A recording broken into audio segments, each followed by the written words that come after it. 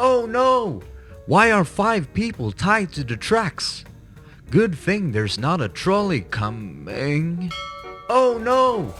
A trolley is heading towards them at full speed. But if you push this innocent person onto the tracks, that would surely stop the trolley and save them. But would you really kill this innocent person in order to save 5? Choose now and choose quickly!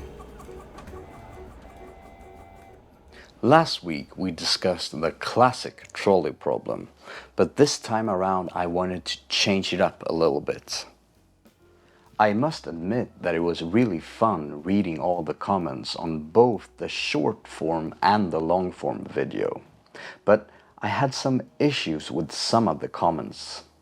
Because some of you either just had some ironic comments or tried to evade the whole problem. But the purpose of this thought experiment, in my opinion, is that it is a really good way to figure out if you are a deontologist or a consequentialist.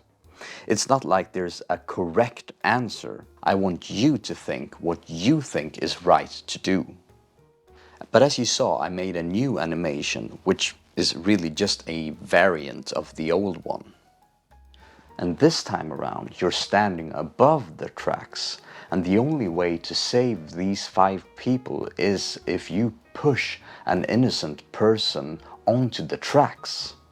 I'm not entirely sure where this variant is coming from. I think I originally heard it from the Philosophize This podcast.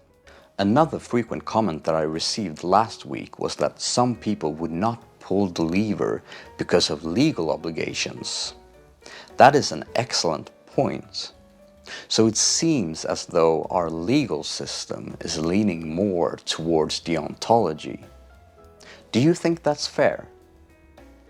And in this new example, it's even more clear that you're actually committing a murder in order to save 5 people.